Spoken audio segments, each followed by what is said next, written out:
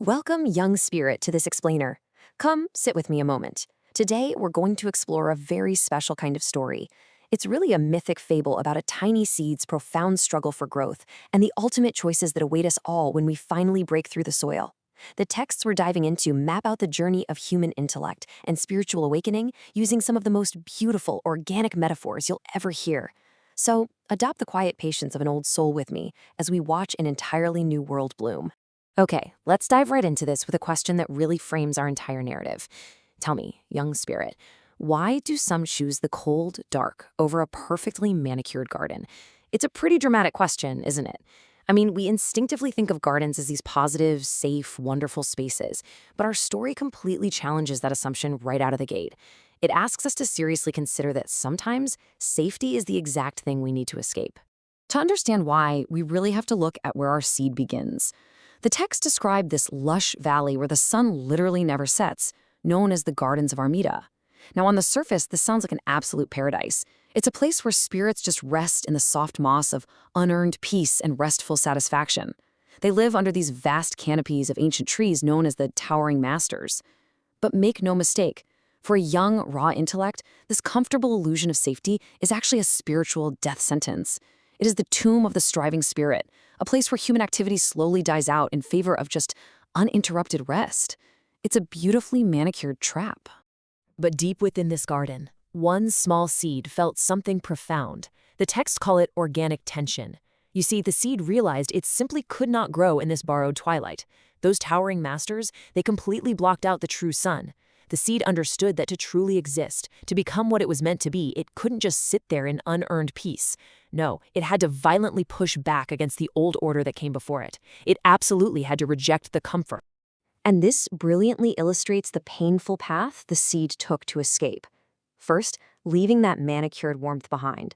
Second, deliberately burying itself in what the text beautifully calls the dark soil of the seventh solitude. And third, enduring a cold, silent isolation. Think about how totally counterintuitive this is.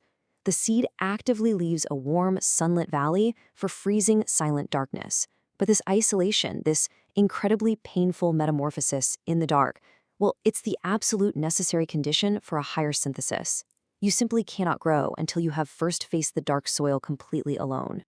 And then we reach the climax of this solitary struggle. The pressure of the seed's own immense potential becomes so intensely great that the seed coat cracks. I just love the raw visual power of this phrase from the source text. This isn't just a biological process, you know? It is a vital, driving metaphor for breaking past comfortable illusions. It marks a violent, necessary rebellion against that artificial, enclosed garden that tried to keep the spirit stagnant. The shell of unearned peace is shattered forever. When the first green shoot finally breaks through the soil and into the light, it does not return to the shade of those old masters. It doesn't go back to the garden. Actually, scratch that. It couldn't go back even if it wanted to. Instead, it steps into what the source calls the untamed architecture of nature. It's wild, it's entirely unpredictable, and it is entirely its own. But stepping into this untamed world introduces a completely new, profound challenge for our young plant.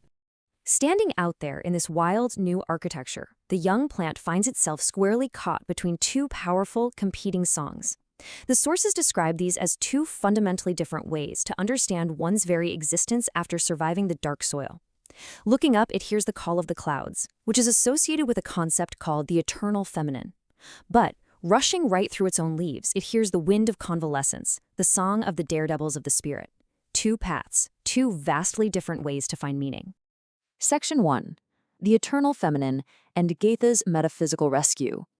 Let's move to and see how this builds, starting with that first song coming from way up above. Rooted in the philosophy of Goethe, the core promise of this song is a world behind the veil. The old mystics sing of a reality that is far greater than the physical dirt the plant just conquered. This song offers a true metaphysical rescue.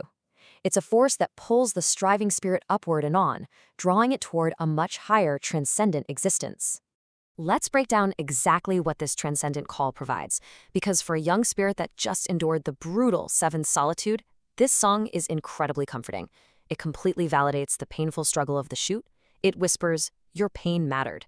It wraps the plant's entire life in an ultimate transcendent purpose. a purpose that exists entirely outside of space and time. According to the texts, this rescue is absolutely crucial because it prevents the spirit's dark rebellion from turning into empty nihilism. It gives the whole struggle a heavenly destination. Section 2. Daredevils of the Spirit, the Wind of Convalescence. But remember, there is a second song. As the wind blows right through the young plant's leaves, we are introduced to a completely different philosophy. Now, what's really interesting here is the complete reversal of the previous path. While the mystics desperately want to look behind the veil, these daredevils explicitly reject the search for secrets behind the curtain. Instead, they say, worship the curtain itself. They completely reject the need for heaven or any world behind the veil to justify their existence. They believe looking for transcendent meaning is, frankly, unnecessary. This cleaner devotion embraces what the text beautifully calls a joyful superficiality. Now, you might be thinking that sounds a bit shallow, but that's not it at all. It actually means finding a deeper devotion in the literal surface of reality, the beauty of the mask, the simple ripple on the water. They find the ultimate melody in the material world exactly as it is right now. They don't ask to be led away from the earth. For them, the ultimate value lies entirely in the concreteness of existence, the dirt, the sun, the rushing wind. That is enough. In fact, that is everything. So here's the grand dilemma for our striving spirit. On one hand, we have a metaphysical rescue, finding ultimate validation and purpose in the heavens, in a world far beyond. And on the other, material joy, a joyful, triumphant song of praise for the concreteness of the present material world exactly as it is. The sources impartially present both of these as incredibly powerful resolutions. The plant realizes that its arduous journey through the cold solitude didn't guarantee it one specific answer. Rather, surviving the dark soil earned the plant the ultimate right to choose its very own redemption. So the crucial point we are left with is this. The cracked seed coat was really just the beginning. Breaking out of the gardens of Armida simply gave the spirit the freedom to finally hear these two songs. Will you seek the comfort of a transcendent purpose high up in the clouds? Or will you find your joy in the messy, incredibly concrete reality of the untamed architecture all around you? Which redemption, young spirit, will you choose? Think about that the very next time you feel the organic tension of your own growth. Until next time, keep striving.